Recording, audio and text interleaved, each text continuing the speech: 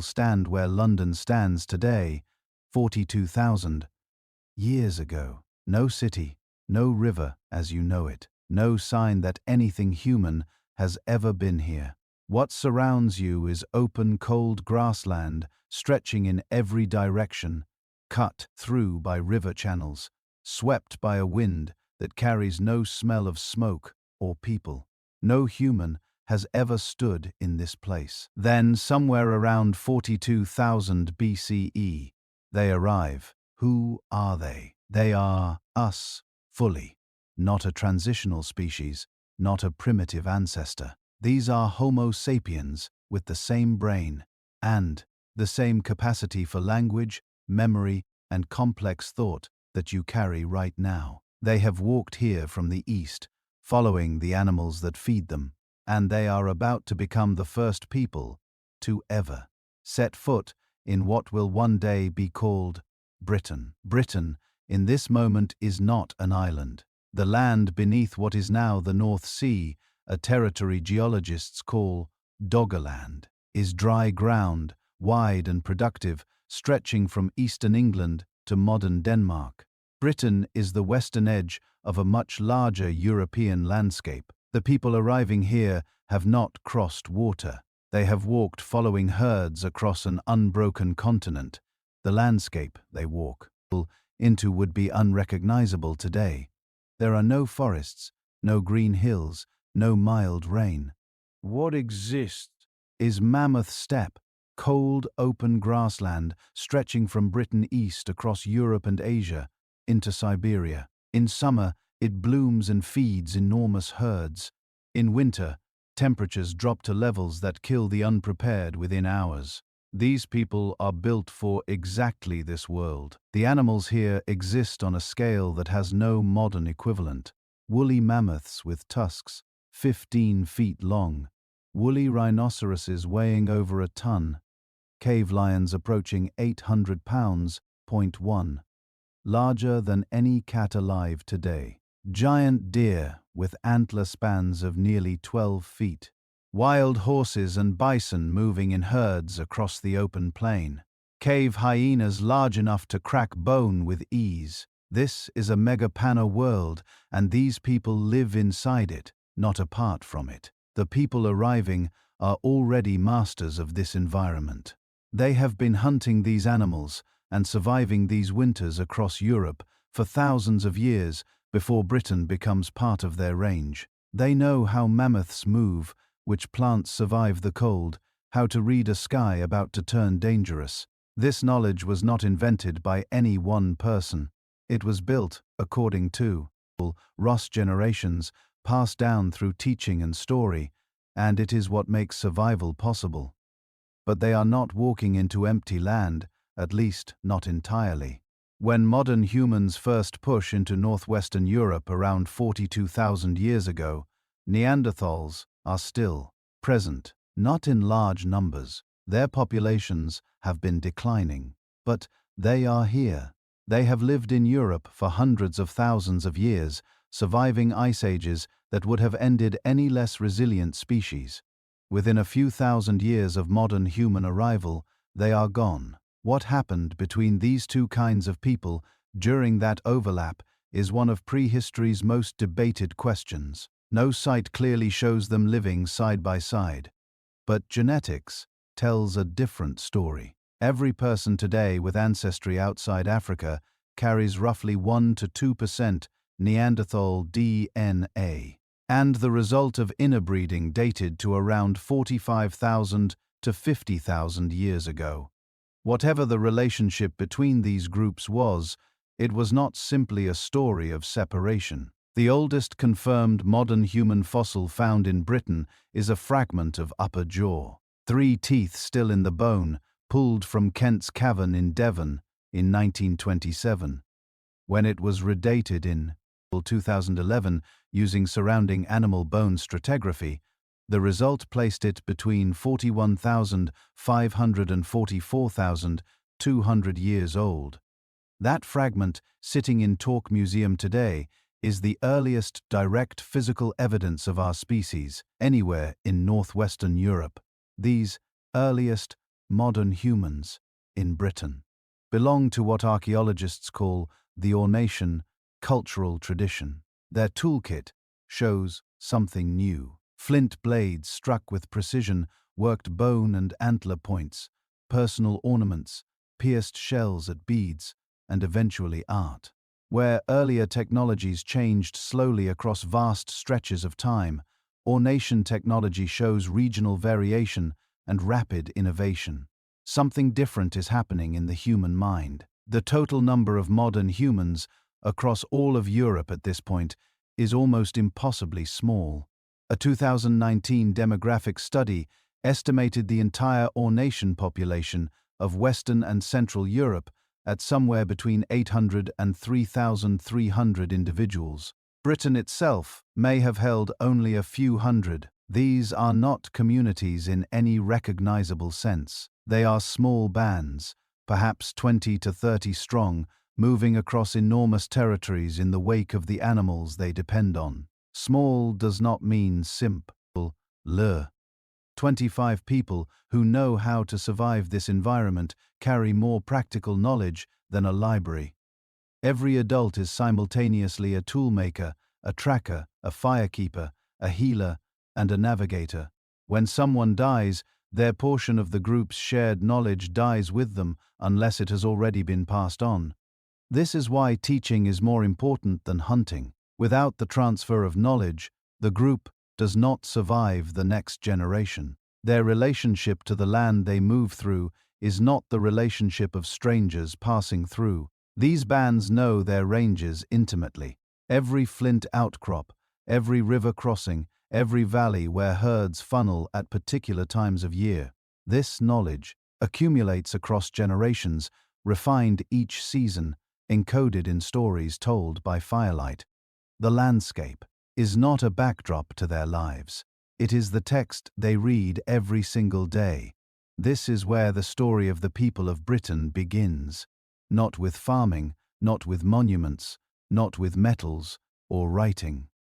It begins here in the cold grassland of the Mammoth Steppe, with a small group of people walking west into a land no human has seen. They arrive without ceremony, without any sense that what they are doing will matter for tens of thousands of years. They come because the animals are here and there is room.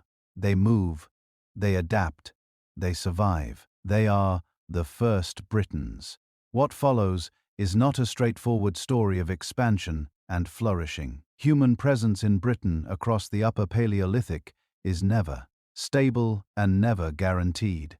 The climate swings between conditions that make life possible and conditions that make it impossible, and people move accordingly. South when the ice advances, say back north when it retreats. The period between first arrival and the end of the last ice age is not one long chapter. It is a series of arrivals and disappearances, of populations building and collapsing, of people adapting to a world that will not hold still. Once people are in Britain, the question is how they actually live here. Not in the abstract, but day to day, season to season, in a landscape that is trying in many ways to kill them. The evidence comes from caves, because caves preserve what open ground destroys, and from a handful of sites scattered across southern Britain, where the conditions were right to hold something of these people for 40,000 years. At survives is fragmentary, but it is enough to build a picture. Caves are not where these people spend most of their time. They are seasonal shelters down return points, places that offer a rock ceiling and wind protection when the weather turns. The living areas are always near the entrance, where daylight reaches and where smoke from a fire can escape. The dark interior is a different space entirely used for different purposes. Most of the year these people are out on the open Mammoth Steppe moving, and their shelters out there leave almost nothing for archaeology to find. On the open ground, shelter means animal hides stretched over a frame, wood where it is available, bone where it is not. Sites in Russia from this same period show structures built from mammoth bones enormous interlocking frameworks that required planning and cooperation to raise. Britain's evidence for open-air camps is sparse, but the people here are part of the same cultural world as those builders. They know how to construct fast functional shelter from whatever the landscape provides, and they know how to take it down and move within hours. Clothing is not an afterthought in this world. It is survived. Technology as critical as any weapon. By this period, bone needles with eyes appear in the European archaeological record, which means tailored clothing, shaped fitted garments sewn with sinew thread to trap warm air close to the body while shedding wind and moisture. The difference between tailored cold weather clothing and simply wrapping yourself in a skin is in the right conditions. The difference between living and freezing to death overnight. Fire is the center of everything. It provides warmth, light through the long, dark months. Cooked food that dramatically expands what is safely edible. They scent a perimeter that keeps predators at a cautious distance at night. A group that loses its fire in a British winter and cannot restart it is in immediate, life-threatening danger. Starting fire with a bow drill, spinning a wooden shaft against a board until friction generates a coal demands match materials, correct technique, and endurance. It takes years to learn to do it reliably in cold conditions with cold hands. The primary prey animals are horse and red deer with reindeer, bison, mammoth, and woolly rhinoceros taken when opportunity allows. Horse and red deer appear most consistently in the bone assemblages from British cave sites of this period. They are the reliable staple, the animals that can be intercepted and killed with a level of predictability that sustains a group through the seasons. Yet mammoth hunting is real and evidenced, but it is a significant undertaking, not a daily one. The atlantal, a throwing board that extends the arm and multiplies the force and distance of a spear throw, is the primary hunting weapon of this period in Britain. A spear launched with an atlad travels further and hits harder than one thrown by hand alone. Getting close enough to a horse or a deer to make the throw demands a different set of skills. Reading wind direction, moving through open terrain without triggering flight, knowing when the animal's attention is divided. These are skills built across years of practice and accumulated observation passed down through generations. Mammoth hunting requires a different approach entirely. Adults weigh up to 6 tons. Their senses, particularly smell, are acute. And an alarmed animal at full charge is among the most dangerous things alive in this landscape. The evidence from European sites suggests the most active strategies exploited terrain, funneling animals toward river crossings, steep ground, or natural constrictions where their size and momentum became a liability. A well-placed spear in the right location can sever major vessels and bring down even a large animal. But the margin for error is nearly zero. The cave lion panther spar is the apex predator of Ice Age Britain, and it commands genuine respect from everyone sharing the landscape with it. Larger than any African lion alive today, some individuals approaching 800 pounds. Cave lions hunt horse and deer, which puts them in direct competition with human hunters for the same prey. The evidence from across Europe shows humans killed cave lions and skinned them. Cut marks on lion bones confirm it. The relationship between people and cave lions across this period is one of long tense competition, occasionally turning lethal in both directions. Cave hyenas are a constant presence at every site. Their bone accumulations fill British cave systems from this period. Nod remains, coprolites, the splintered teeth-marked bones of animals they dragged in to consume in safety. Hyena packs in this period could number 30 or more, capable of driving human groups away from kills and from the best-positioned cave shelters by sheer force of numbers. Managing this competition is part of daily life, not an occasional crisis. cave bears complicate the picture in a different way. They are not predators of humans in the way cave lions are, but adult males weigh over 1,000 pounds and they use the same caves. The scratch marks their claws left on cave walls are still visible in some sites across Europe today. Bone beds and cave interiors accumulate across thousands of years as bears enter to hibernate and do not emerge. Humans and cave bears share these spaces across generations, and the human communities here know exactly how to read the signs of a bear's presence and what to do about it. Diet is broader than the image of the mammoth hunter suggests. Smaller animals, Arctic hare, ptarmigan, Arctic fox, are trapped using snares that leave almost no archaeological trace, but their bones appear at occupation sites with cut marks that confirm human processing. Fish contribute protein where rivers are accessible.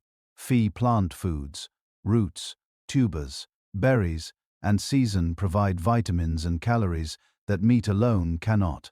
The archaeologist, ICAL evidence from one burial in this period shows that the individual's diet included around 20% fish with horse, reindeer, roots, and berries making up the rest. A varied diet is not a luxury. It is what keeps a population healthy across decades.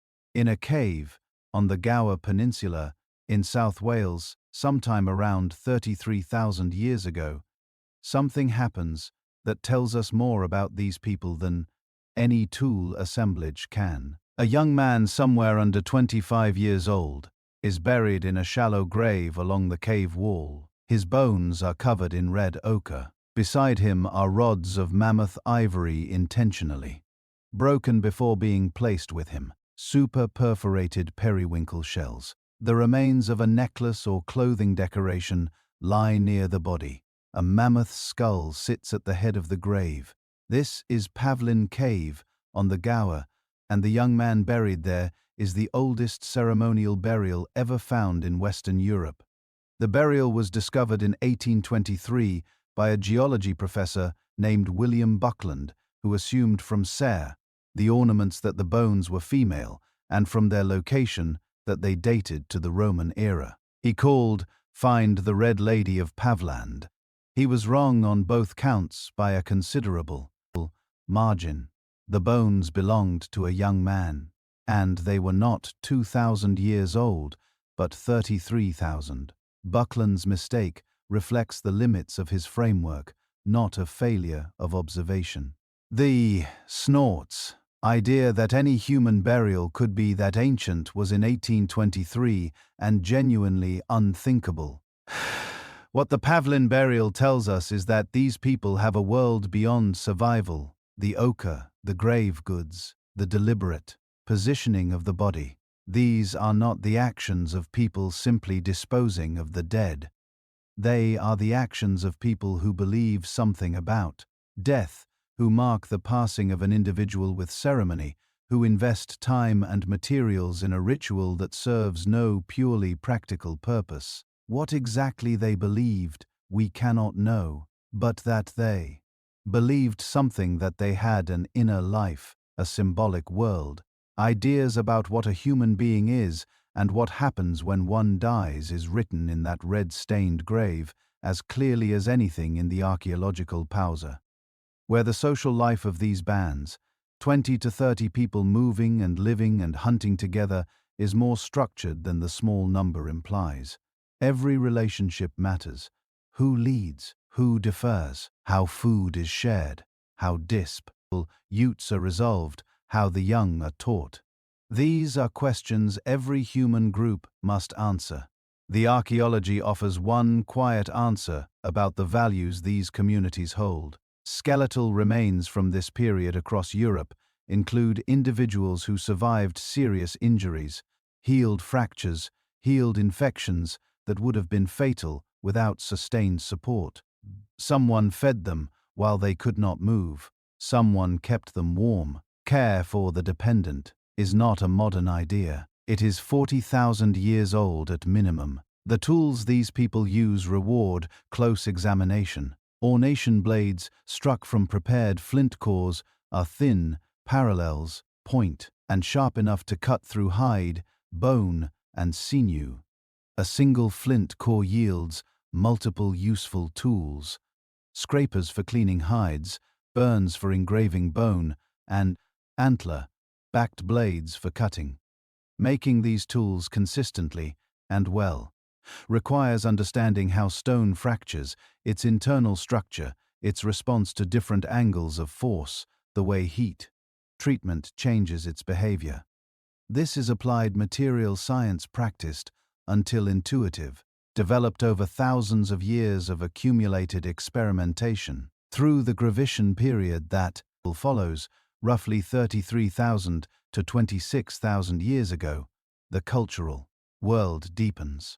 Across Europe, Venus figurines appear, small carved figures, often female, made from ivory, limestone, or fired clay, are found from France to Russia.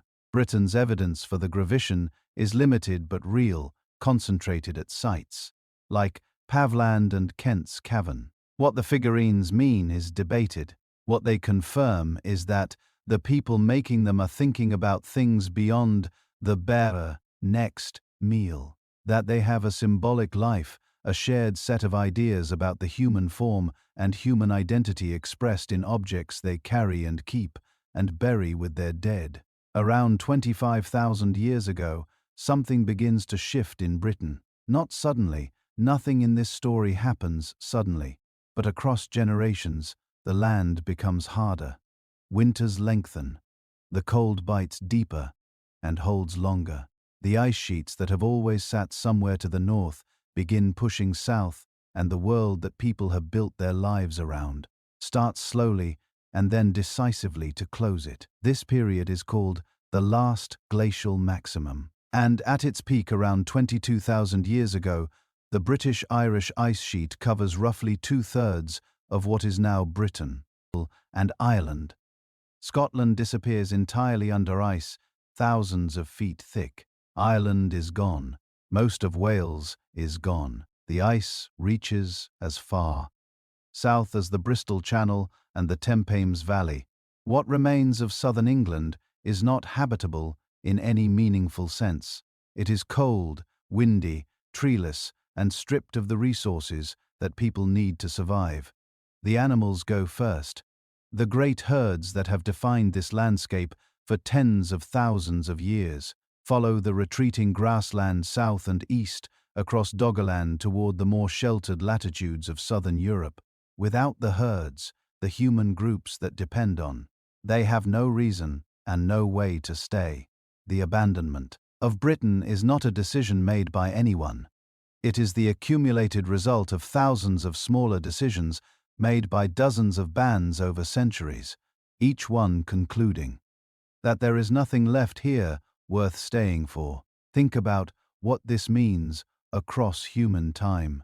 A grandmother tells stories of her own grandmother hunting horse in valleys that are now buried under hundreds of feet of ice. A child grows up in a landscape their grandparents would not recognize. The knowledge these people carry, which plants grow where the herds cross in autumn, where the good flint outcrops are, becomes less and less useful as the land it describes disappears. Knowledge built across generations becomes obsolete within generations. That is the quiet devastation of what the ice does to human culture.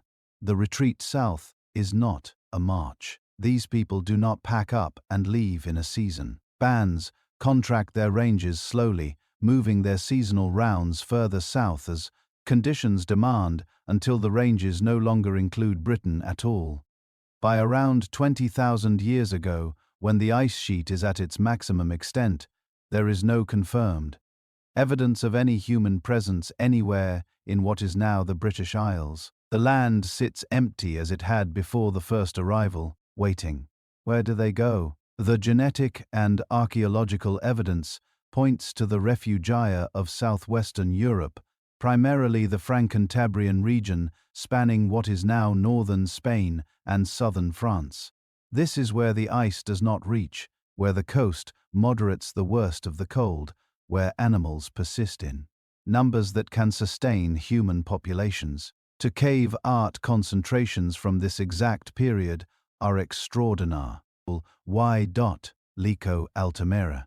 Chauvet, because this is where the people are compressed into a relatively small area producing culture at a density that the open mammoth steppe never required. Britain, during the peak of the last glacial maximum, is not a place of marginal survival. It is a place of zero survival. The permafrost extends across the unglaciated south. Average temperatures in what is now southern England drop to around -10 degrees Celsius in winter, possibly colder.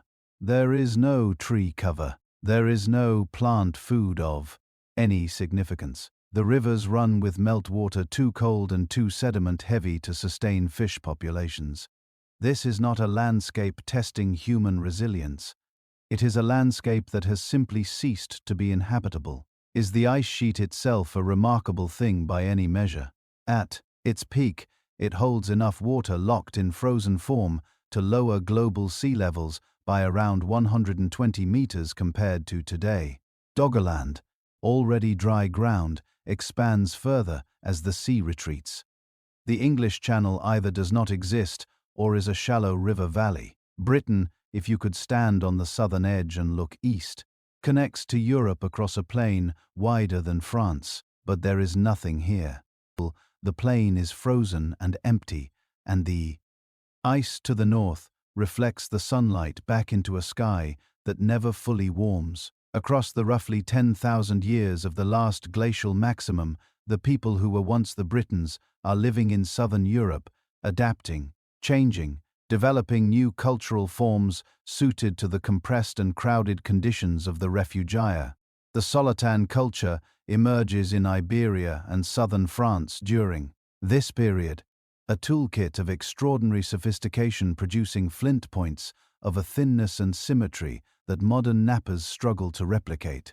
These are the descendants of the people who left Britain, and they are not sitting still. They are innovating, surviving, and eventually waiting without knowing they are waiting for the ice to release the north. The mammoth, meanwhile, are being pushed to the margins of their own range. The cold that drives people south is not necessarily good for mammoth either. The steppe tundra ecosystem they depend on contracts and fragments under the ice. Woolly rhinoceros populations fall.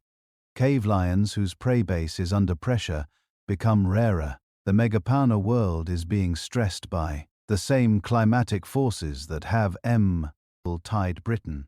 And some species will not recover when the ice retreats. The seeds of extinction are being planted here in the cold across species that have no way to know what is coming.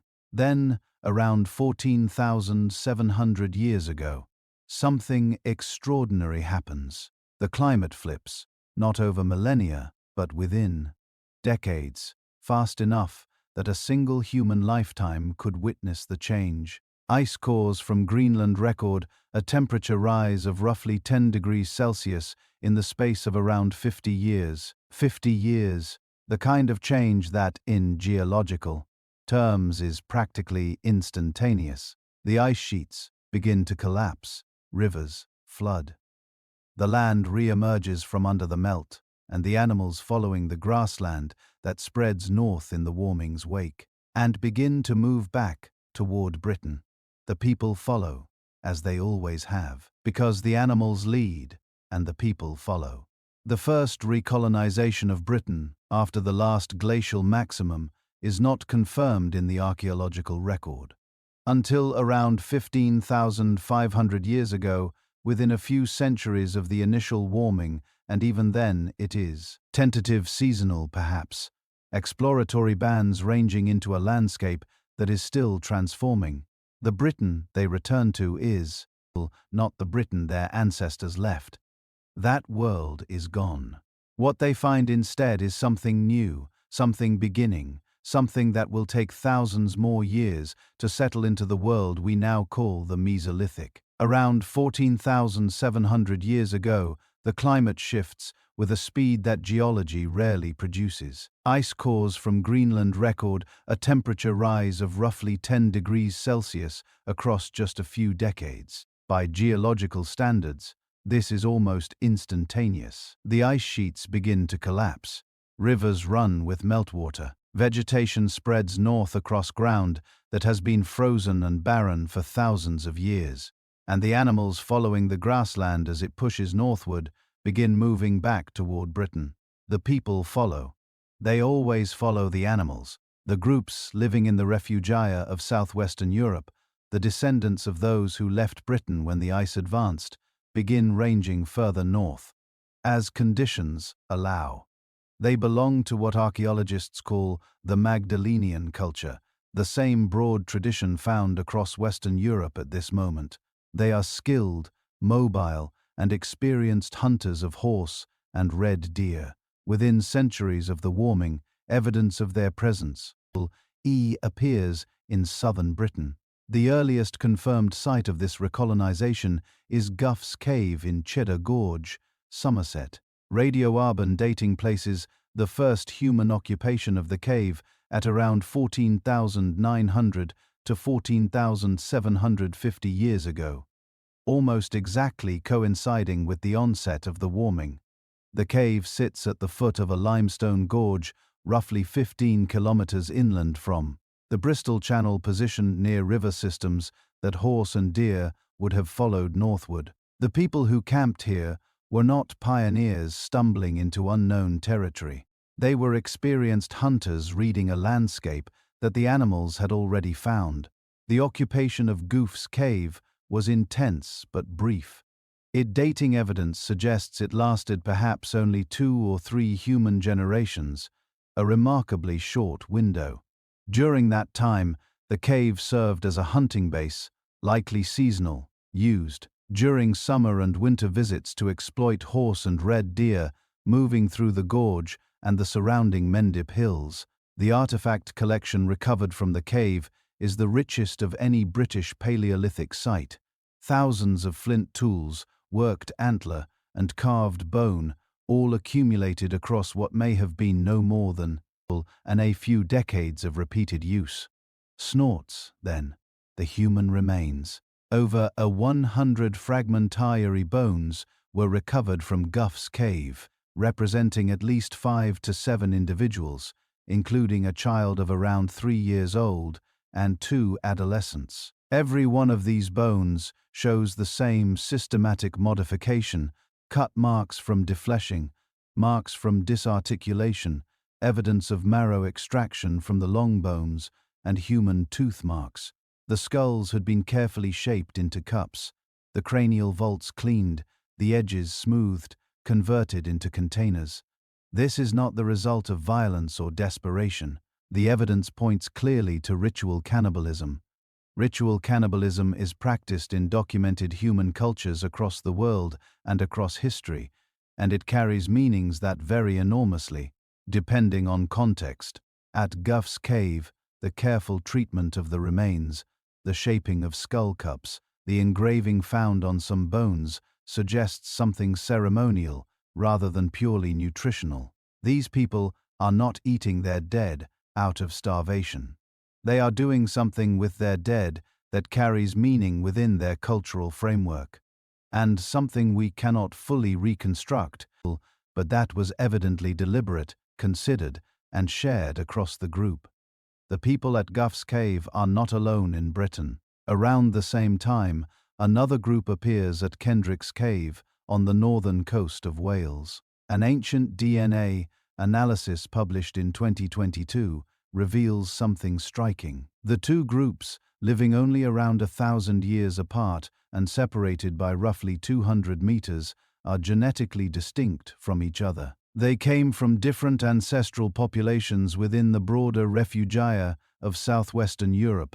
Britain, in its first centuries of recolonization, is not being settled by a single coherent group spreading outward from one point.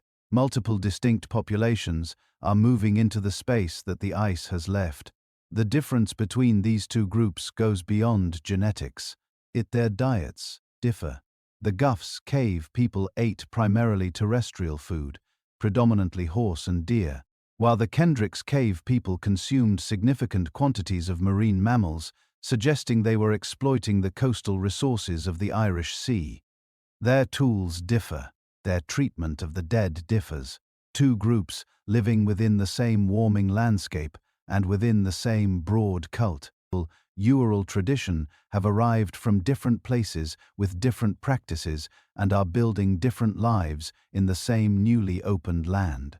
What did these returning people look like? Ancient DNA from this period across Europe gives us a picture that tends to surprise modern audiences. The Magdalenian people recolonizing Britain had dark to intermediate skin, dark hair, and in some individuals, blue or green eyes. The genetic variants associated with lighter skin pigmentation in modern Europeans were not yet widespread. The pale complexion commonly associated with British identity today is a later development, arriving with subsequent population movements thousands of years after these first returners. The first people back in Britain after the ice looked nothing like the modern stereotype of a British person. The toolkit these returners bring is the most refined stone technology Britain has seen to this point. Magdalenian blades are thin, precisely struck and shaped into a range of specialized forms. Backed blades, one edge blunted intentionally for safe handling, serve as cutting tools and as components hafted into composite weapons. Burns engraved bone and antler into tools and objects that go beyond the purely functional. Perforated batons, made from reindeer antler, found at Guff's cave show extensive wear consistent with use in rope making or hide work. Objects that are both tools and evidence of a sophisticated material culture. The animals these people are hunting have also changed in the centuries since Britain was last occupied. The woolly mammoth is present, but no longer dominant. Horse is now the primary prey at Guff's cave, with red deer close behind. Reindeer, bison, and aurochs also appear in the bone assemblages. The megafauna world is still intact, but visibly thinning. The short-faced bear is gone from Britain by this point. The cave hyena, so dominant in earlier periods, has disappeared. The predator landscape is becoming slightly less dangerous, which does not mean it is safe. Cave lions are still present. Wolves still hunt in packs, and the rivers run cold enough to kill a person who enters unprepared. The warming that brings people back to Britain also begins changing the landscape in ways that will eventually close it to the hunters who have just returned. As temperatures rise, trees begin establishing themselves across the open grass. Land, birch first, then pine, spreading northward and upward into areas that were previously too cold to support woodland. The open mammoth steppe that has defined this landscape for tens of thousands of years is slowly being replaced. The change is gradual enough that no individual alive during this recolonization witnesses more than a fraction of it. But across generations, it will transform Britain into something entirely different. A forested island that demands a completely new way of living. For now, in the centuries immediately following the return, life is good by the standards of this world. The herds are recovering. The land is opening. The rivers are full of fish. The bands moving through the British landscape have resources on a scale they have not had access to for thousands of years. And they are making use of all of it. Hunting, fishing, gathering plant foods as the vegetation recovers and diversifies. The richness of the Goff's cave artifact assemblage reflects this abundance. These are not desperate people surviving at the margin. They are skilled people exploiting a productive landscape with confidence and sophistication. But the warming that has given them this abundance is not done changing things. The Billing Alarud period, this warm window following the glacial maximum, is not the end of the cold. It is a pause. Somewhere around 12,900 years ago, the temperature will drop again with a speed that mirrors the warming that preceded it. The younger Dus, the final cold reversal before the permanent end of the Ice Age is coming. The people living in Britain, in the warmth of the Bullinga Larud, have no way to know this. They are building lives in a landscape that is about to turn on them again. What they leave behind in the floor of Goof's cave, the tools, the animal bones, the carefully shaped human skulls, is a record of people who came back to a land their ancestors had known, who found it transformed and rich, and who lived here intensely for a short time before the world shifted again. They are not a footnote. They are the second chapter of human life, in Britain, brief and remarkable. And they tell us that the relationship between people and this particular piece of land has never been simple, never been stable, and never been anything less than completely human. The warm window that follows the last glacial maximum lasts roughly 1.80 years. In geological terms, that is brief. In human terms, it is 60 to 70 generations, long enough for people born into it to have no living memory of the ice, long enough for an entirely new relationship with the land to develop. This period, known to scientists as the Billing Alarid Interstadial, is the closest thing to flourishing that Upper Paleolithic Britain will ever see. It will not last, but while it does, the land is alive in a way it has not been for thousands of years. The change is visible in the ground itself. As temperatures rise, the bare paraglacial soil that covered southern Britain during the glacial maximum begins to hold vegetation. Pioneer plants move in first: mosses, sedges, low shrubs able to survive in thin, unstable soil. Then juniper scrub spreads across the hillsides. Then birch, the great colonizer of post-glacial landscapes, begins establishing across the river valleys and sheltered slopes. The open, mammoth steppe does not disappear overnight, but its edges are being eaten by woodland, and the people living in this changing landscape can see the difference accumulating year by year, valley by valley. For the hunters, the changing vegetation is not simply a visual backdrop. It changes everything about how they live. The open steppe favored horse and reindeer, herd animals that move across flat ground in large numbers. So interceptable at river crossings and valley mouths where hunters with atlatals could position themselves effectively. As woodland expands, those open interception points become rarer. The herds fragment.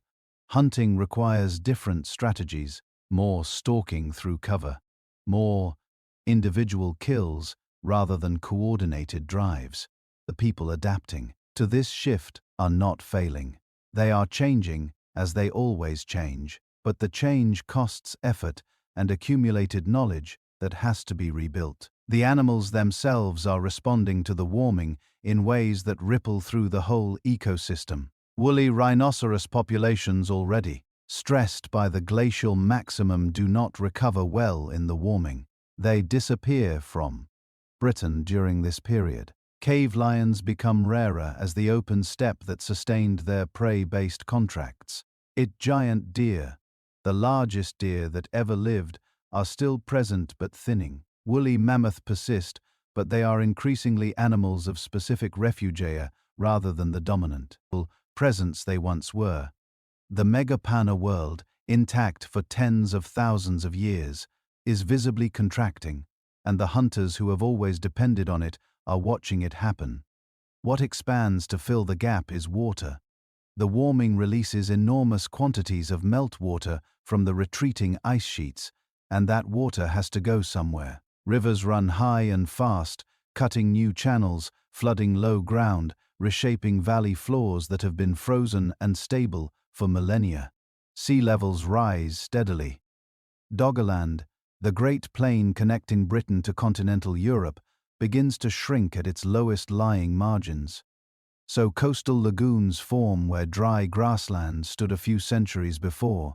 The edges of the British landscape are in motion, in ways that accumulate silently across generations, but that add up over the course of this warm period to a fundamentally different geography. For the people living on Doggerland itself, this is not an abstract process. It is the gradual disappearance of land they know, of hunting grounds, of campsites, of river crossings that their grandparents used, and that their grandchildren will find underwater.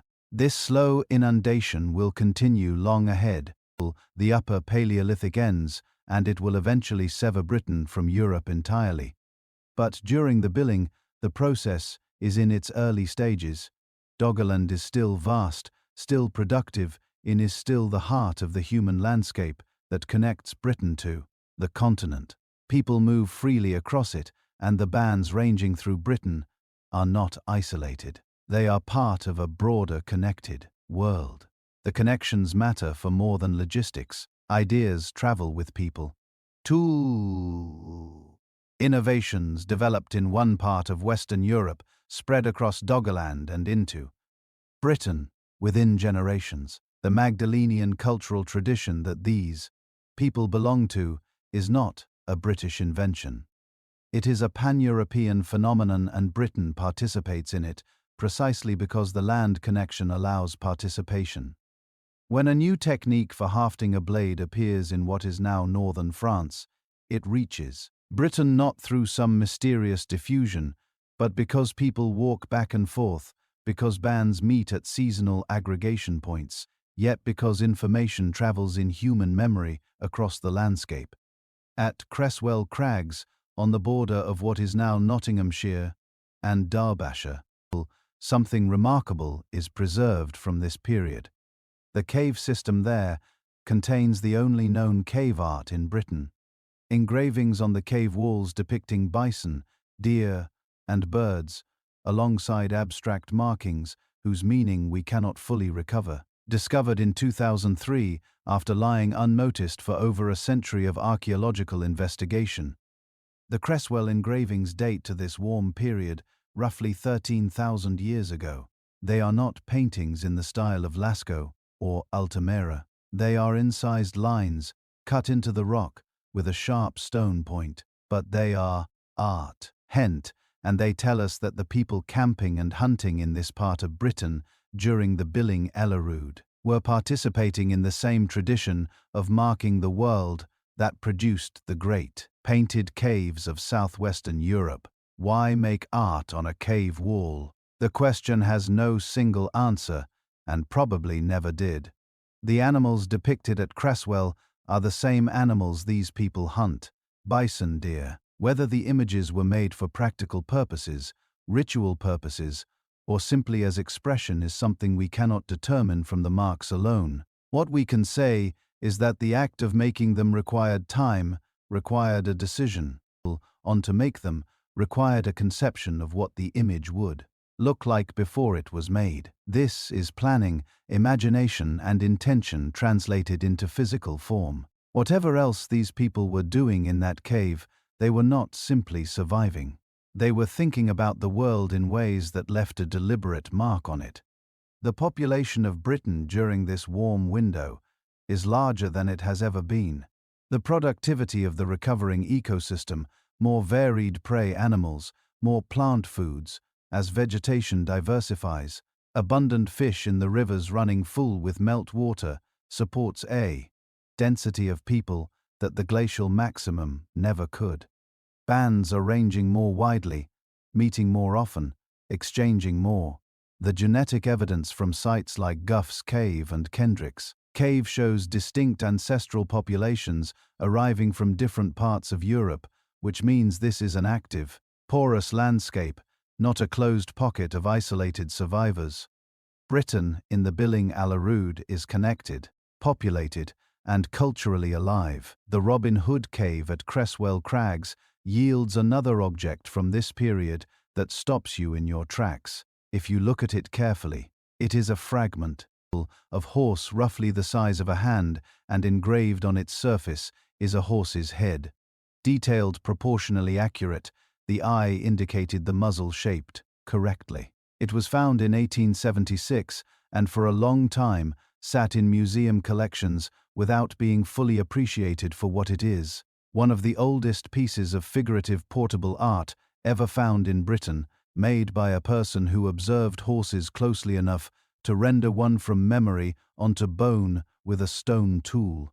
That level of observation, that translation of a living animal into a portable image is not a simple act. It tells you something about the inner life of the person who made it. The seasonal round of life during this period is shaped by the recovering but still open landscape. Spring brings the return of migratory birds and the first plant growth after winter. Gathering begins as soon as the ground softens. Summer is for ranging widely, following herds, exploiting the full breadth of the territory. Autumn is for intensive hunting and food storage before the cold returns. Winter is for the cave systems and the sheltered valleys for tool-making by firelight, for the teaching and storytelling that carries knowledge from one genus, Tion, to the next. This rhythm has been the structure of human life in Britain since the first arrival, and it continues through the Billing Alarud with the particular richness that a productive landscape allows. Then, around 900 years ago, the temperature drops. No, not gradually. The transition into the younger, driest cold reversal happens within decades, possibly faster. The ice cores recorded as an abrupt step down, not a slow decline. Summer temperatures in Britain fall sharply. The birch woodland that has been spreading northward and upward across the landscape begins to die back. The rivers fed less by meltwater run lower and colder. The recovering herds feel the change in the vegetation first, and the hunters feel it through the herds. The brief flourishing of the Billing Alarud is over, and what comes next will test the people of Britain in ways that even the last glacial maximum did not fully prepare them for. Because this time, some of them will try to stay. Around 12,900 years ago, the warming stops, not gradually. The transition happens within decades, possibly faster. Your Greenland ice cores record a temperature drop of up to 10 degrees Celsius in a geological instant. Across Europe, average annual temperatures fall by 2 to 6 degrees. That sounds modest until you understand what it means on the ground. The birch woodland retreating back down the hillsides, the river levels dropping, the growing season shortening until the paille. Plants that sustain the herds are struggling to recover each summer. For the people living in Britain, the world they have built their lives around is contracting again. The most likely cause of this reversal sits in the North Atlantic Ocean.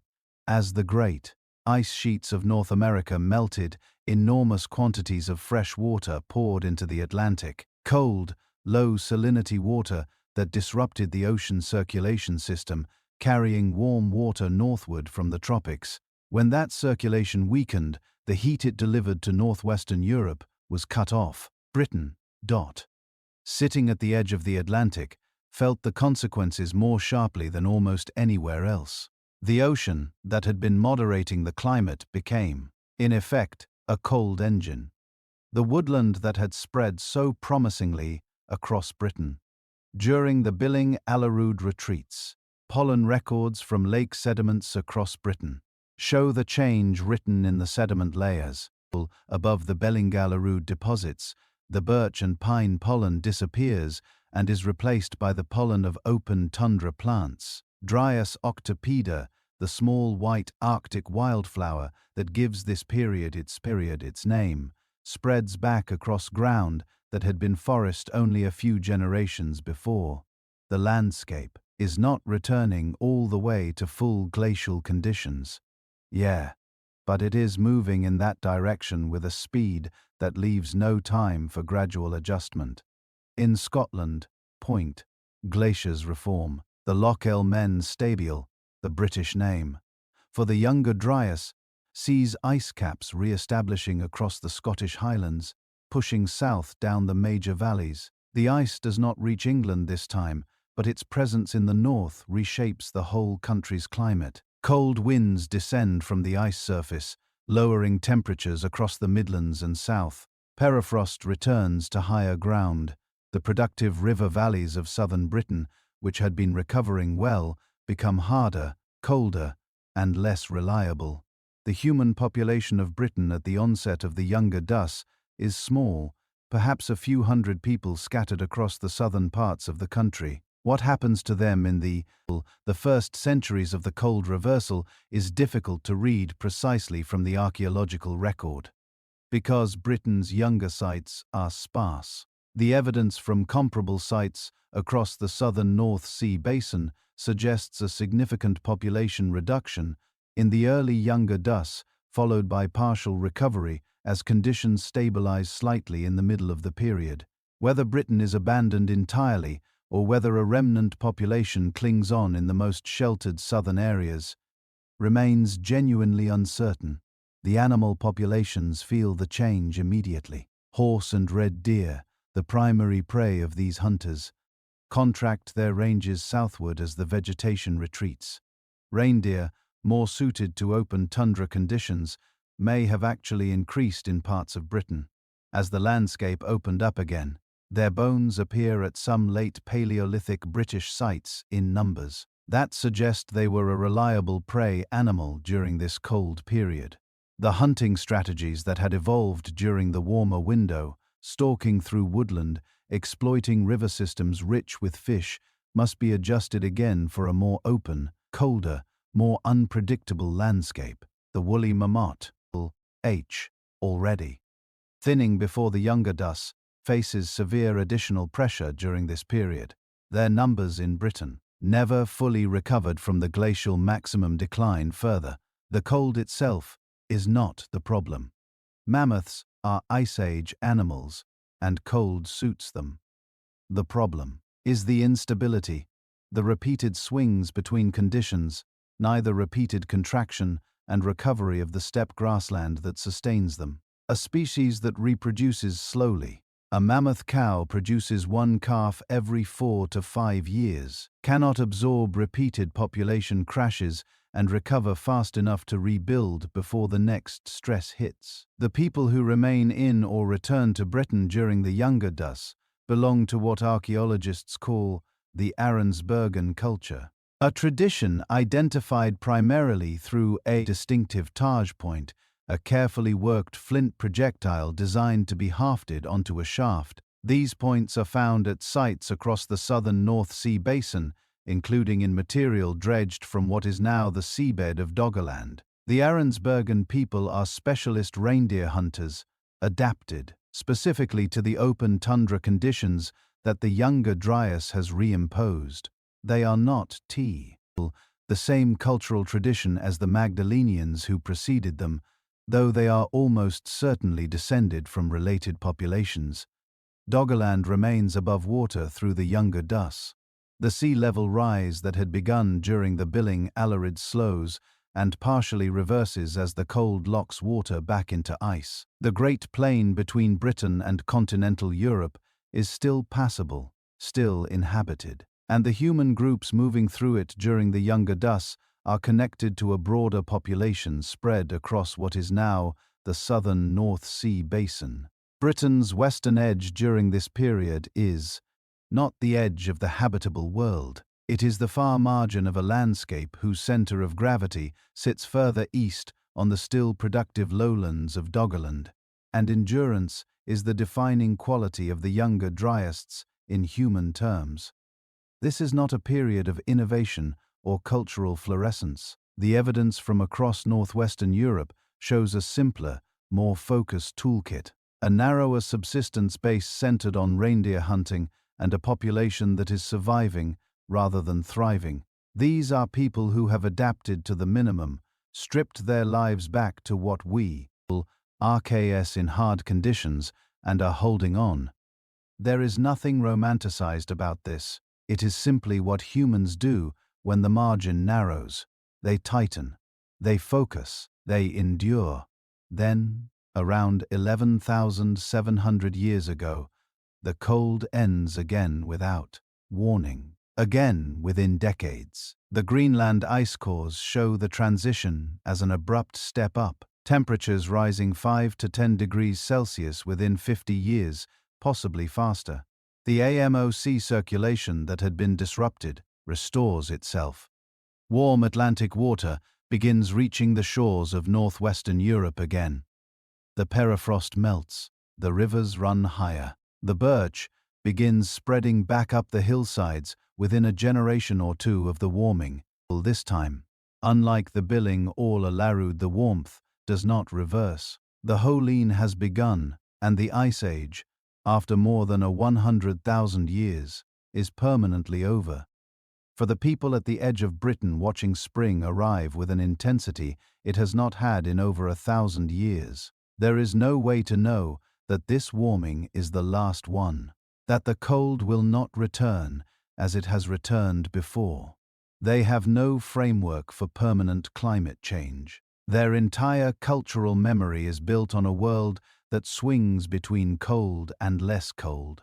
Now that abandons and returns, that gives and takes away.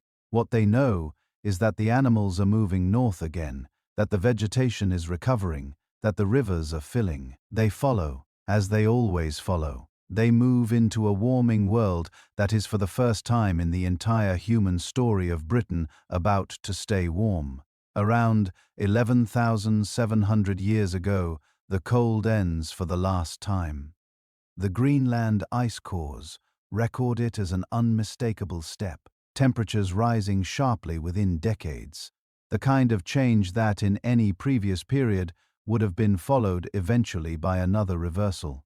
This time, there is no reversal. The Holene epic begins, and why? The permanent end of the world that has defined human life in Britain for the entirety of its existence. The Ice Age is over. The world that comes next is different in almost every way that matters. The ice sheets collapse faster than they formed. Rivers run swollen with meltwater, cutting new channels, flooding valley floors, reshaping land terrain within human lifetimes. In Scotland, the ice that reformed during the Younger Duss melts back rapidly, uncovering bare rock and thin soil that will take centuries to become productive ground. Sea levels, which had stabilized, or even slightly recovered during the Younger driest cold, begin rising again steadily, relentlessly at rates that add meters of water to the world's coastlines across each century. The vegetation changes are visible within a generation where tundra plants and sparse grassland covered the ground during the Younger Duss. Pioneer species move in almost immediately after the warming. Willow first along watercourses, then birch spreading fast across open ground, then hazel pushing into the birch stands. These are not gradual background processes. They are observable. Changes happening within the lifetime of people who were born into a colder, open world. A person who hunted horse across open grassland in childhood might find those same valleys covered in birch woodland by the time they are old. For the hunters, this transformation is the most significant thing that has happened to their world in living memory. The open landscape that suited the hunting strategies of the Upper Paleolithic, the long sight lines, the interception points at river crossings. You have the ability to see herds moving from a distance, is being replaced by something that requires entirely different skills. Stalking through woodland cover, reading signs rather than relying on direct observation, adjusting to prey animals that are themselves adjusting to the new conditions. The toolkit must change. The seasonal patterns must change. Everything that was learned and passed down must be interrogated against a landscape that no longer matches the knowledge. The megapoda go first, or most of them do.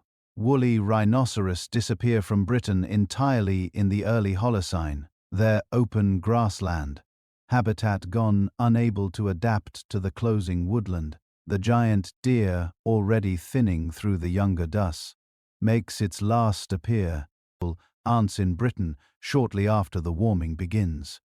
Cave lions, whose prey base is reshaping and whose open country hunting strategies are poorly matched to a forested landscape, vanish from the British record. Cave hyenas, whose populations have been declining for thousands of years, are gone. The woolly mammoth holds on longer than most people expect. small populations persist. In refugia across Eurasia for thousands of years after the main extinction. Snorts. But in Britain, the evidence puts their disappearance. In the early Holocene, within a few centuries of the warming, what kills them is still debated. Climate change restructures the ecosystem they depend on. The mammoth steppe, that vast productive grassland, cannot exist in a warming foresting world, but climate alone has driven previous transitions, and the megapa survived those. What is different this time is the presence of human hunters on every continent simultaneously. A species that reproduces slowly. A mammoth cow raises one calf every 4 to 5 years, cannot sustain consistent additional mortality from hunting on top of habitat loss. The two pressures together achieve what neither alone might have managed. The people Ting mammoths in Britain at the end of the Ice Age are not driving a deliberate extermination. They are simply hunting as they always have, while the world changes in ways that remove the margin that allowed those species to recover. The human populations in Britain adapt as human populations always adapt. The Arnsberg-Bergen reindeer hunters of the younger Dus give way to new cultural traditions suited to the new world. Reindeer themselves follow the retreating cold northward out of Britain, and the people who specialized in hunting them either follow or shift their subsistence strategies. What replaces the old patterns is something richer and more varied, a broader exploitation of a landscape that, for all its disruption, is actually more productive in terms of total available food than the cold tundra it replaces. Red deer thrive in the new woodland. Wild boar appear. Aruk's enormous wild cattle, standing nearly 6 feet at the shoulder, move into Britain from the continent across Doggerland before the land connection finally closes. Fish populations in the warming rivers diversify and grow. Doggerland itself is dying. The sea level rise that has been accumulating since the first warming at 14,700 BCE is now accelerating. Sand in the Great Plain that has connected Britain to Europe since before the first human arrival is shrinking yearly. The lowest areas flood first, coastal marshes becoming tidal, river mouths widening into estuaries, the shallow eastern margins of the plain disappearing under water that advances season by season. The people living on Doggerland do not all evacuate at once. They contract toward higher ground as the lower ground becomes unreachable generation by generation. The final severance of Britain from continental Europe.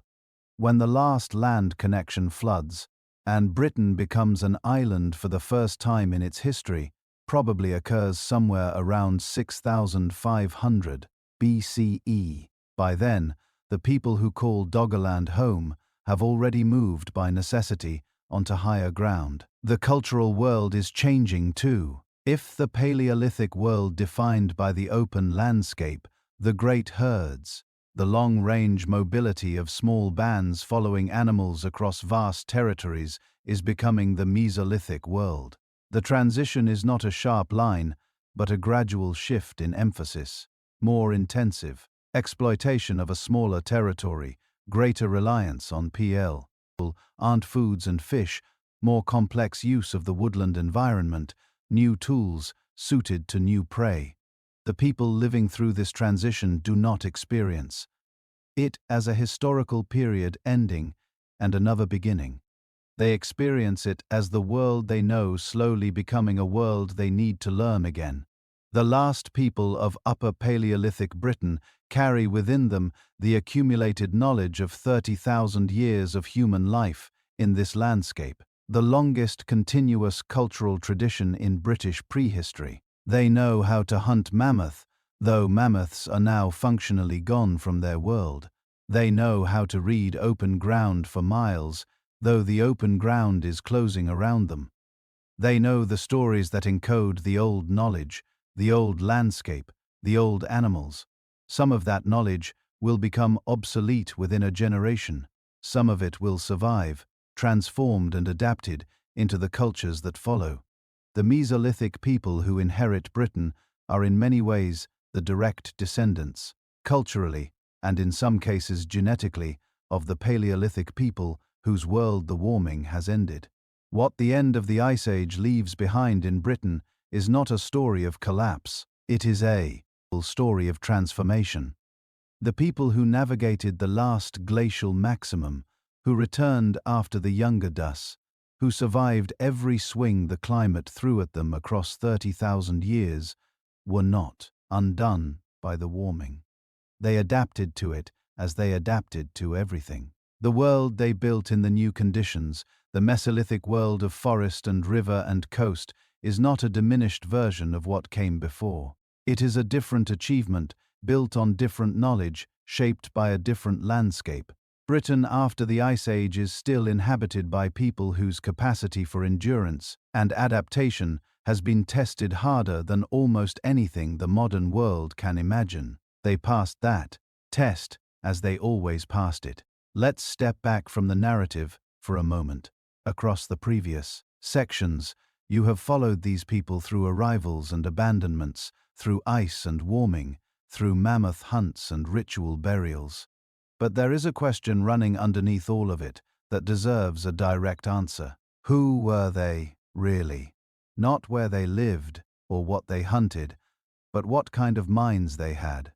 What kind of inner lives, what they made when survival alone did not demand it. The answer is more than most people expect. Start with the tools, because tools are the most abundant evidence we have. Making a late Upper Paleolithic blade, point, the kind of thin, precisely struck flint point found at Gough's Cave and Cresswell Crags, is not something you can work out by trial and error in an afternoon. Modern experimental archaeologists who attempt it without training produce thick, clumsy results after weeks of practice. These people produced them consistently from adolescence onward, and because they had been trained since childhood by people who had been trained since childhood. Going back hundreds of generations, the knowledge embedded in a single stone tool represents an unbroken chain of teaching stretching back further than we can easily imagine. They understood materials in ways that go well beyond simple observation. Certain flints respond differently to heat treatment. Burying a nodule in hot ash overnight changes its internal structure and makes it easier to flake with precision. This is not an accidental discovery.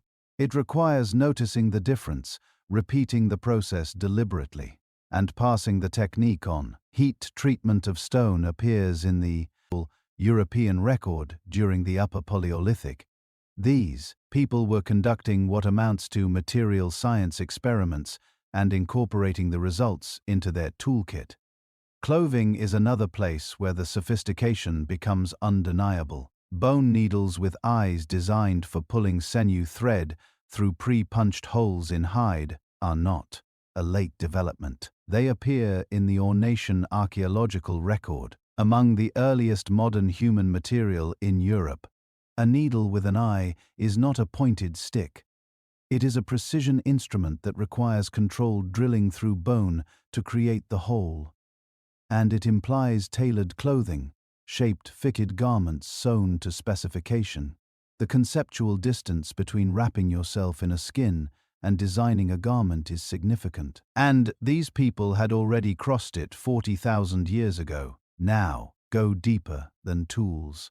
And somewhere around 35,000 years ago, in a cave in what is now southern Germany, a person sat down with a vulture wingbone and spent considerable time, hours probably, carving 5 finger holes into it at precise intervals.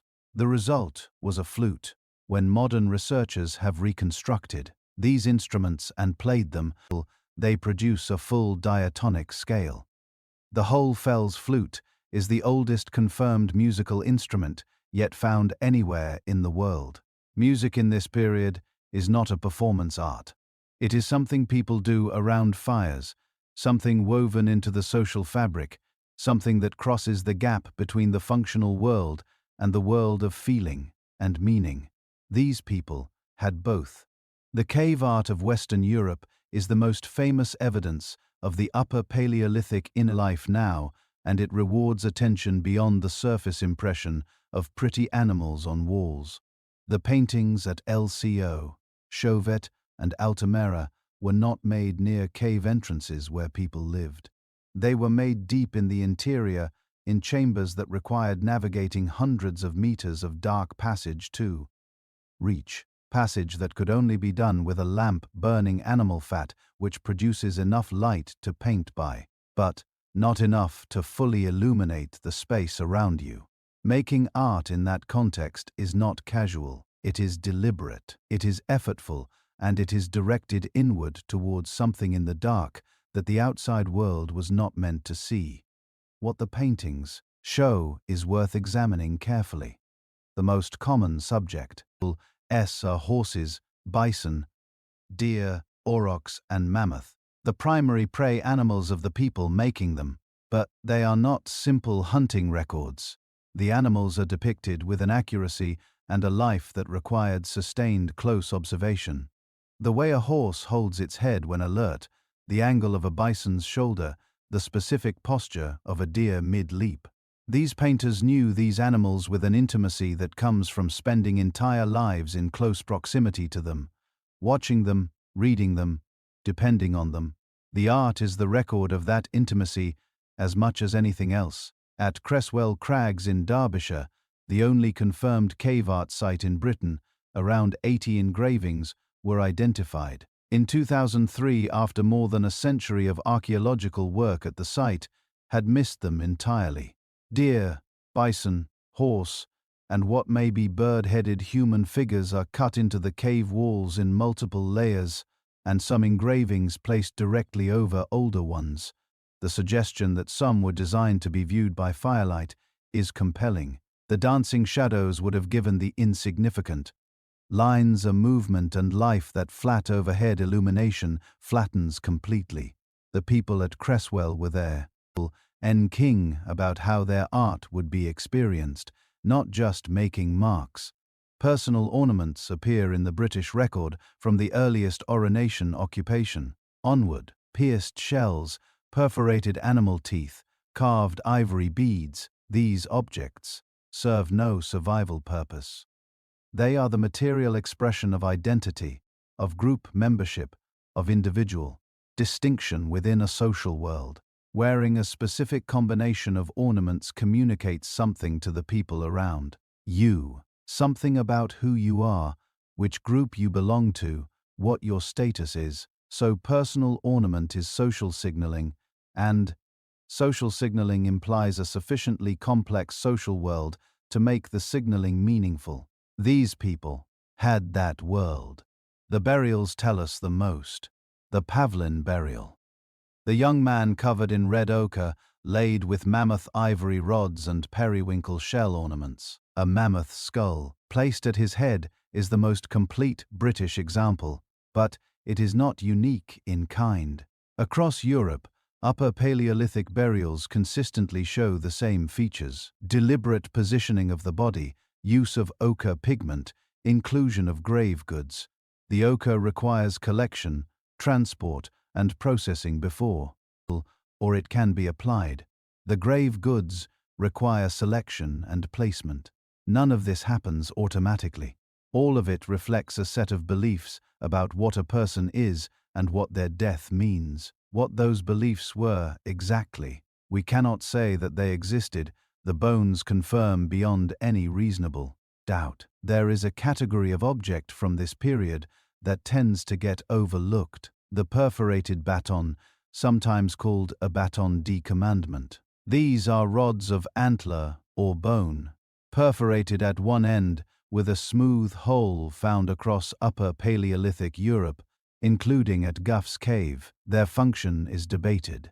Rope, straightening tools, spear shaft straighteners, and ceremonial staffs have all been proposed. But the level of workmanship invested in them goes well beyond any purely functional explanation. Many are engraved with animals or abstract patterns. They were carried, they were kept, and they were meaningful objects in the lives of the people who made them. Consider what all of this adds up to.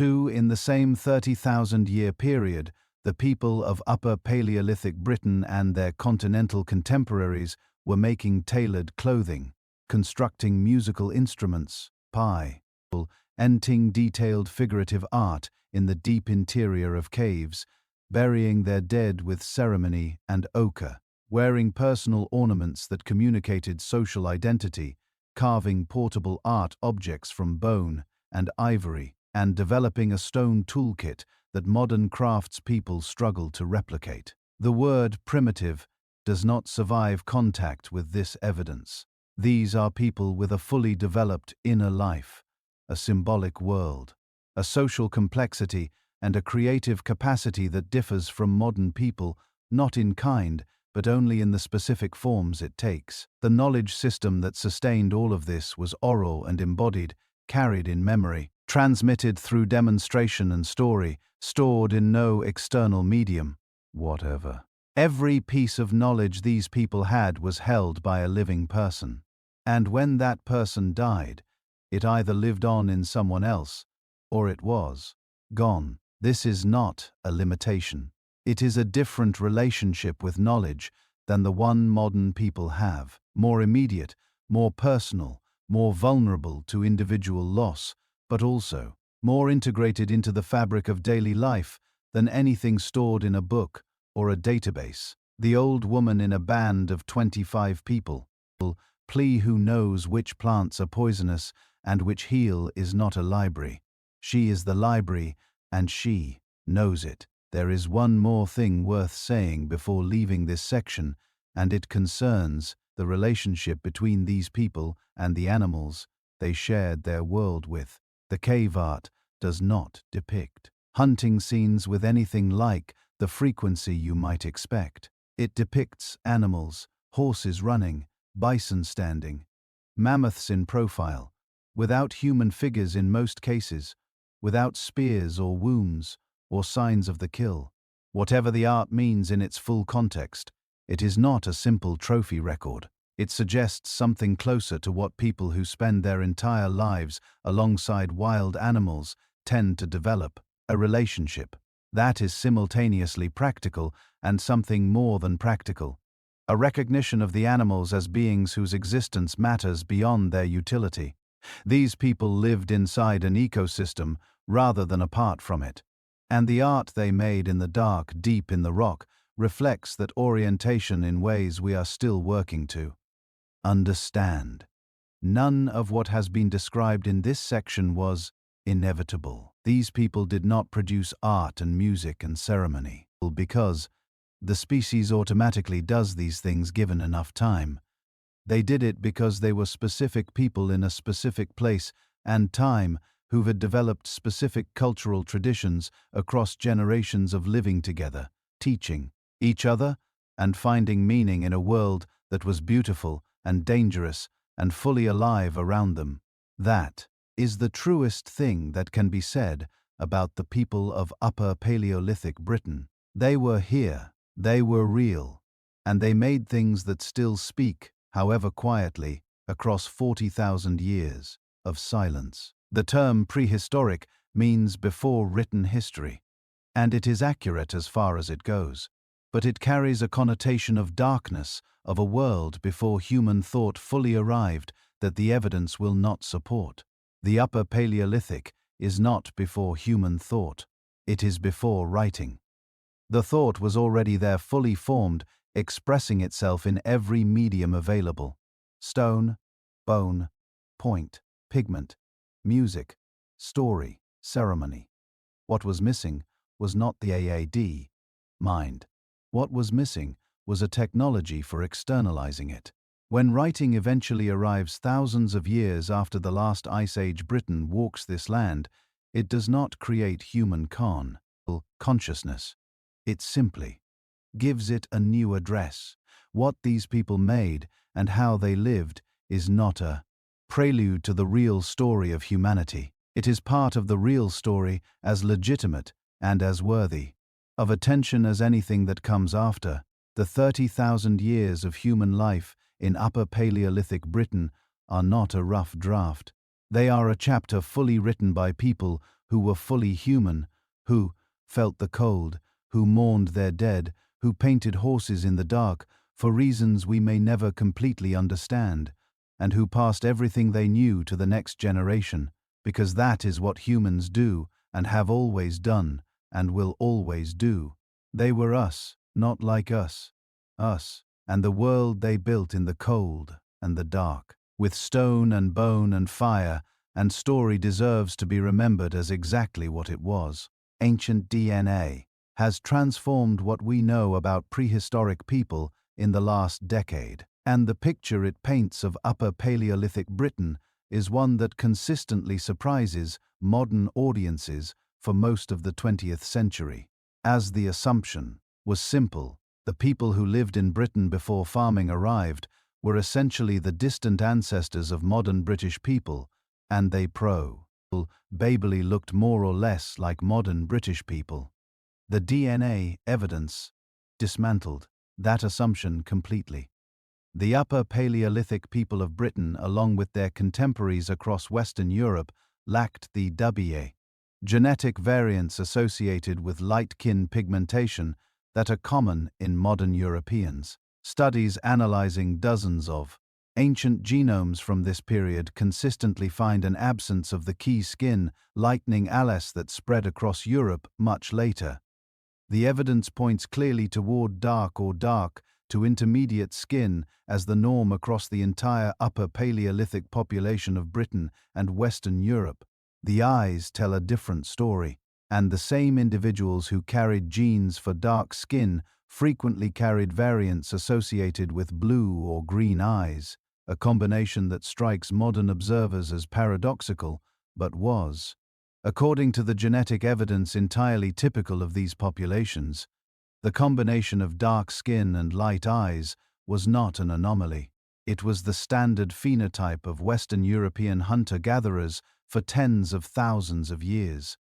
The pale-skinned, pale-eyed image of ancient Northern Europeans is a later development arriving, with subsequent and population movements. The reason dark skin persisted for so long at northern latitudes relates to diet rather than sunlight. Snorts, the standard explanation for light skin in northern populations, is that reduced UV radiation at high latitudes makes lighter skin advantageous for vitamin D synthesis. But these hunter-gatherers were getting their vitamin D from food, oily fish, organ meats, and animal fat in quantities that modern diets rarely match. The dietary source made skin lightening selection pressure much weaker. It was only later, when farming populations with grain-heavy diets arrived and reduced dietary vitamin D intake, that lighter skin became strongly selected. 4. The genetic picture of Upper Paleolithic Britain is not a single continuous population. The ancient DNA from Gough's Cave and Kendrick's Cave, published in a 2022 Nature Ecology and Evolution study, reveals two genetically distinct groups arriving in Britain within roughly 1,000 years of each other after the last glacial maximum. The Gough's Cave individual traces ancestry predominantly to Magdalénian-associated populations from southwestern Europe. The Kendrick's Cave individual traces a different ancestry. The Villa Bruna cluster, a lineage that expands across northwestern Europe, around 14,000 years ago, and that becomes dominant across the continent in the millennia that follow. This Villa Bruna ancestry, also called Western Hunter-Gatherer or WHG ancestry, becomes the predominant lineage in Britain from around 14,000 years ago onward. Through the rest of the Upper Paleolithic and into the Mesolithic, it is broadly continuous across Western Europe, from the Atlantic coast to the Balkans, representing the population that inhabits Britain when the farming revolution eventually reaches these islands around 4000 BCE, when Chedarman, the famous Mesolithic individual from Gough's Cave, dated to around 7000 BCE, is sequenced, he sits squarely within this Western hunter-gatherer cluster, dark-skinned and blue-eyed. The direct genetic error of the Villa Bruna expansion.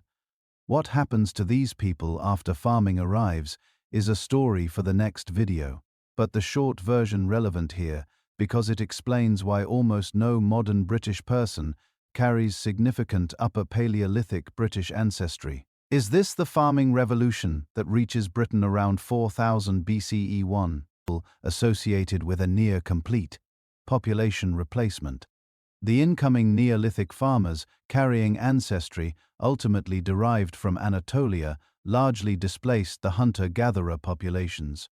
Then around 2400 BCE, a second major replacement occurs with the arrival of the Belgica people from the Pontic steppe, who replaced roughly 90% of the Neolithic British gene pool within a few centuries, and the people who stood in the cold grassland of Ice Age Britain, who painted horses at Cresswell and buried their dead in red ochre at Pavand, contribute on average around 10% to the ancestry of modern British people. And much of that comes through continental Western hunter-gatherer populations rather than directly from British Paleolithic lineages. This does not diminish who they were. Their genetic contribution to modern Britain may be small, but their cultural contribution, the accumulated knowledge, the traditions of tool-making and hunting and art that shaped everything that came after, is harder to quantify and harder to erase. They were here first. They survived the ice. They came back, and the land they lived in still carries the faint traces of their presence in the bones in the cave floors, were in the cut marks on ancient stone, and in the engravings on the walls of a limestone gorge and Derbyshire that no one noticed for more than a century. The sites that survive from 30,000 years of human life in Britain fit on a short list. Kent's Cavern in Devon, the oldest confirmed modern human fossil in northwestern Europe, a fragment of jaw that sat in museum collections for decades before anyone understood what it meant. Pavland on the Gower Peninsula, the oldest ceremonial burial in Western Europe, a young man covered in red ochre in a cave that is now accessible only at low tide on a cliff face above the Bristol Channel. Gough's Cave in Cheddar, a hunting camp used intensively for perhaps 2 or 3 generations, it yielding the richest collection of Upper Paleolithic artifacts in Britain and the unsettling evidence of ritual cannibalism. Cresswell Crags on the Derbyshire-Nottinghamshire border, the northernmost cave art in Europe, discovered in 2003 after more than a century of excavation at the same site, had missed it entirely. These 4 sites are not the whole story. They are the fragments the ground chose to keep. Everything else is gone. The open IR camps where bands spent most of their time. The skin tents and bone frame shelters, the fire pits and the mittens of cracked bone and discarded tools. All of it dissolved back into the ground across thousands of years of weathering, flooding, and the slow work of geology. The caves survived because limestone preserves. Everything built on open ground did not. What we know about these people is built almost entirely on what they happened to leave in caves, and caves were only ever the edges of their lives. This means we are almost certainly underestimating them. The caves that survive are concentrated in a few limestone regions of southern Britain. The Mendips, the Gower Peninsula, the Derbyshire limestone. These are the places where the right geology happened to exist. People almost certainly ranged across a much wider territory, including areas where no caves were available and no preservation was possible. The picture we have of Upper Paleolithic Britain is a window, not a map. The amber found at Gough's Cave tells part of the story that geography alone cannot. Infrared spectroscopy identified the amber as Baltic in origin, sourced from the shores of what is now the Baltic Sea. Be hundreds of miles from Somerset. Someone carried it or traded it through several hands across a chain of exchanges from the Baltic coast to a cave in the Mendip Hills. This is not the behavior of isolated bands scratching for survival. This is a connected world, a network of people and materials moving across a landscape that we tend to imagine as empty, but was not. The saber-toothed cat teeth found at Kent's Cavern and Robin Hood Cave at Cresswell Crags present a similar puzzle. Homotherium, the sim-toothed cat, has left no skeletal remains anywhere in Britain, only isolated teeth. The most compelling explanation is that the teeth arrived as trade goods, carried across from continental Europe, valued for reasons we cannot fully reconstruct. Prehistoric people trading exotic animal parts across hundreds of miles reinforces a picture of social networks, of exchange relationships, of a human world far more interconnected than the sparse archaeological record suggests. The art at Cresswell is worth sitting with for a moment. It was the northernmost cave art in Europe when it was discovered, and it had been overlooked for over 150 years of archaeological investigation at the S.A. Me site. The reason it was missed is that it was made with shallow inscribed lines rather than bold painted strokes, and it is best seen in raking light, the kind of flickering illumination that a fire or a fat lamp produces, not the flat overhead lighting of modern archaeological survey. The people who made it understood how it would be seen. They made it for fire, light, not for torches. 30,000 years is a span of time that resists easy comprehension. Anatomically, modern humans arrived in Britain roughly 42,000 years ago. The period of time between those first arrivals in the building of Stonehenge, itself ancient by any measure, is longer than the period between Stonehenge and today. Everything that human beings have recorded, built, written, composed, and invented in the last 5,000 years of documented history occupies a fraction of the time that people lived in Upper Paleolithic Britain. The silence is not emptiness. It is the absence of a recording medium, nothing more. The question of what these people mean to modern Britain is genuinely complicated. Genetically, as the previous section made clear, their direct contribution to the modern British population is small, around 10% on average, and much of that filtered through continental populations rather than direct British lineages. The population replacements of the Neolithic and Bronze Age were so thorough that the genetic thread connecting a modern British person to the people at Gough's Cave is thin. But genetics is not the only way to measure a legacy. The land itself carries their presence. Kent's Cavern is open to visitors in Torquay, sitting in probably among the hotels and fish and chip shops of the English Riviera, offering anyone willing to pay the entrance fee a walk through the same cave passages where Britain's oldest known modern human once lived. Pavand is accessible on foot at low tide. The red-stained earth of the burial site long since eroded away by the Bristol Channel, but the cave itself still there, still the same cave, the same cliff, the same view out over water that 40,000 years ago was dry grassland. Cresswell Crags runs tours specifically to see the engravings by torchlight in something approaching the conditions under which they were made. Gough's Cave is part of the Cheddar Gorge tourist complex, which means that each year a substantial number of people walk through a cave where the oldest ceremonial burial in Western Europe once lay undisturbed on the floor. Most of them are probably thinking about the cheese. The researchers who work on this material often speak about a particular quality of connection that the physical evidence produces. Holding a Clovis point or a Magdalenian blade, its edges still sharp after 15,000 years in the ground, and knowing that the last hands to touch it before yours belonged to someone who hunted mammoth and slept under stars brighter than any living person has seen produces something that no amount of reading about prehistory quite replicates. The object closes the distance. It makes the person real in a way that dates and percentages do not. What they achieved deserves to be stated plainly. These people survived 3 major climatic episodes that tested the limits of human endurance.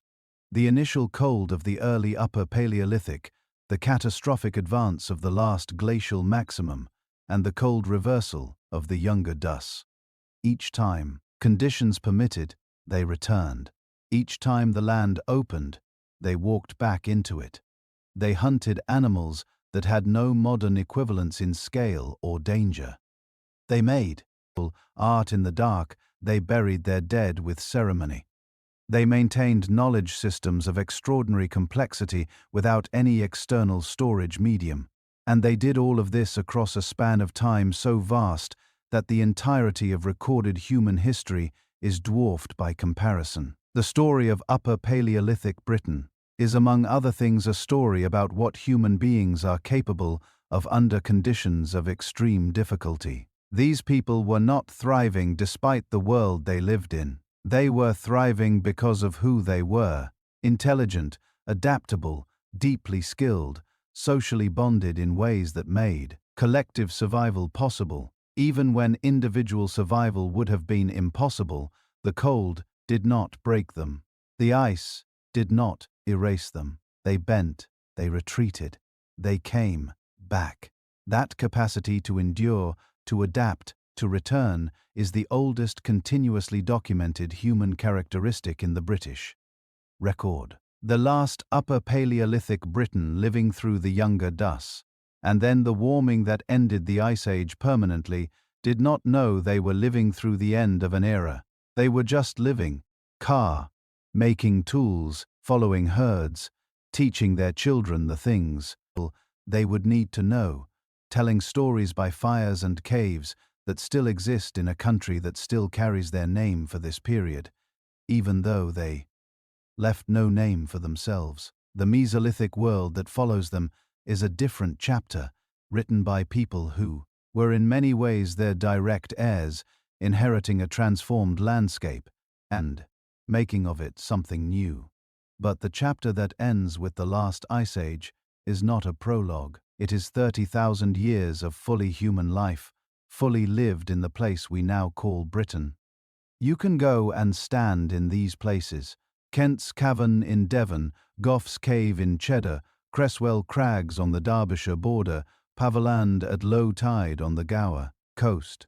The rock is the same rock. The cave entrance frames the same sky. Whatever you feel standing there, and most people feel something, it is not sentiment or projection. It is the appropriate response to genuine antiquity, to the evidence that human beings were fully present in this landscape for longer than we usually remember, doing what humans do, surviving, making meaning, and leaving traces for people they could not have imagined to mind.